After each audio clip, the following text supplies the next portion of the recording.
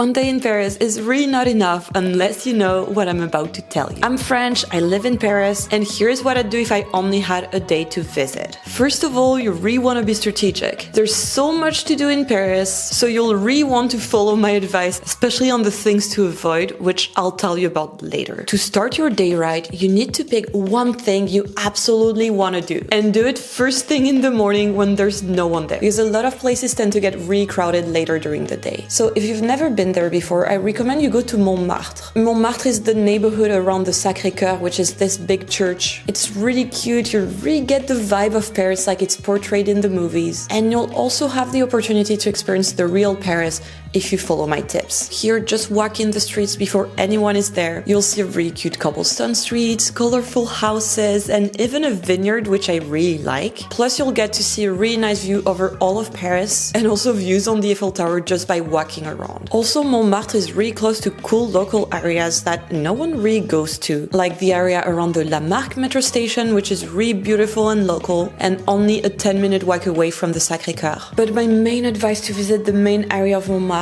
is to either go really early in the morning or late at night, because it tends to get really crowded. Also, whatever you do, do not eat there. Like, seriously, look at all these crowds and all of these souvenir shops. Does this look like a place where you'll find a hidden gem or even a good place to eat? I don't really think so. So here, follow my advice of never eating near a main highlight, and instead just walk 10 minutes south and explore the South Pigalle neighborhood, where you can go to one of my favorite bakeries for a little breakfast. So I have a map of Paris with over 200 places I've personally been to and liked in the description, but the one I'd recommend for you today is Mamiche. I've spoken about Mamiche before. It's a really cute neighborhood bakery that also has a location in South Pigalle. You cannot go wrong with this bakery. Just get anything you want there, and if you've never had one before, of course, get a croissant. After that, just walk around in the South Pigalle neighborhood. It's really beautiful and way more local, and this should take you the rest of your morning until it's time to get lunch. So for lunch here, I really want you to keep in mind that French lunches are a long experience. You will not be in and out of a sit-down restaurant in less than an hour. So plan accordingly and either get a sandwich to go at a bakery or really plan to sit down and enjoy your lunch. So here, since you only have a day, you really want to be trying some staples of French food. And there's two types of restaurants I recommend you go to. The first one is a crêperie. Crêperie is where you eat crepes. So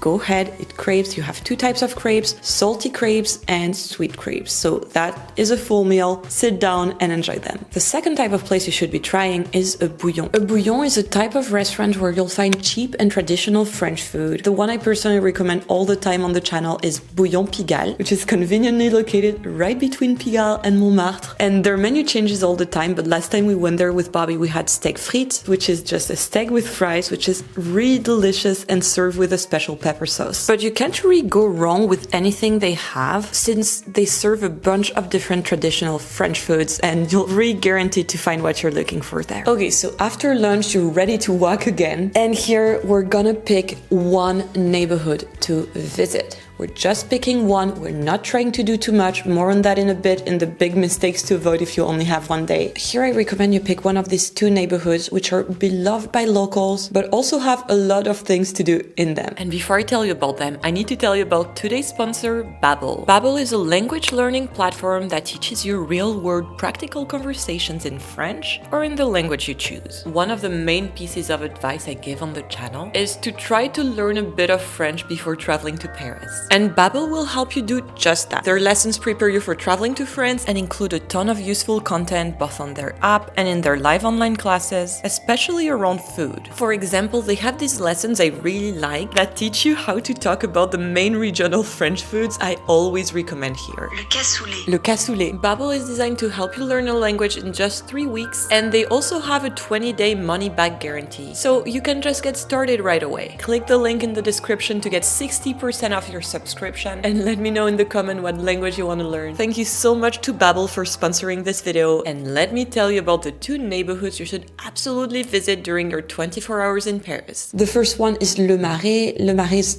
this neighborhood. It's a really nice neighborhood if you like culture, if you like shopping. There's a bunch of different cute streets and parks, a lot of different galleries, and you should just go there and walk around and be a bit spontaneous. The other one I recommend is the Odéon Saint-Germain area. It's the area next to the Jardin de Luxembourg, which is the Luxembourg Gardens. It's a really beautiful area. It's a bit more upscale and it has really nice cafes and also my favorite champagne shop if you want to bring some goodies home. In any case, I really recommend do whatever you enjoy doing in these neighborhoods. You're in Paris for a day, but you're here to have fun and enjoy life. So don't spend that day running around and trying to do all the highlights. Just do something you enjoy. And that brings me to my next part, which is what you shouldn't do if you only have a day in Paris. So let's talk about all the mistakes you should avoid and what to do instead. The first one is we don't want to go inside the highlights. For example, you don't want to climb on top of the Eiffel Tower. You don't want to go into the Louvre. This will take way too much time and you don't have time. You only have a day in Paris. Just be aware that if you go into the highlights, that's the one thing you'll be doing today. You'll spend at least half a day in one highlight, half a day in another. And there's nothing wrong with going to Paris and only wanting to see the Louvre if that's what you want to be doing, but just know that it will take you all day and plan accordingly. And by the way, this advice is valid with any big museum in Paris. They tend to take a lot of time to visit. Instead, spend your day doing things you actually enjoy doing. For example, here are a few really cool things some of my friends who visited wanted to do recently. The first one is getting lost in markets and supermarkets, just looking at the foods and selecting the best foods to bring back home. If you like eating and food shopping, Paris is really the place for you. You can go to any supermarket. You don't need to specifically plan for that. Just walking around and stopping when you see a good food shop or a big supermarket is enough. Another one was buying skincare products. Apparently French pharmacies are really famous and the skincare you can find here is way cheaper than what you can find in the US. There's also this shop that I really like called Aromazone, which has basically every cool skincare product at a super cheap price and definitely makes for a really nice gift to bring back home. And also the other one I really loved is having a fancy picnic with champagne. So in France, it is perfectly legal to drink alcohol outside. So it's something we often do and a lot of my friends who come here want to have a picnic and drink wine or champagne outside. In any case, I really want you to be efficient with your time. Choose a few areas to visit. Don't try to do too much. Don't spend hours in transport. Prefer to walk around. This way you'll see more stuff. And try to stay in an area that's central and well connected. I've made a full video about it, but in general for you here, if you only have a day to visit, I'd avoid the suburbs and ideally I'd recommend trying to find a hotel or an Airbnb that's close to the places you're gonna visit. But don't feel like you have to plan every little second of your day. Instead, just leave a bit of room for spontaneity, for discovering new things that are not in the guides, that are not on YouTube. You'll do that very easily by walking around. And try to find a balance between doing the things you want to be doing and being open to whatever you discover during your day. In any case, here's what you should be doing at night. First of all, if it's sunny, you should have what we call an apéro. An apéro is a type of little drink / meal right before dinner. So here what you're gonna do is grab a bottle of wine, a few cheeses, you can find that at any supermarket, and then go sit by the river. So this is also a great opportunity to have some Eiffel Tower views while avoiding the craziness around it. So a lot of areas right around the Eiffel Towers are really crowded. There's also a massive line to go to the Eiffel Tower, and I don't recommend you go on top of it if you only have 24 hours to visit. Instead,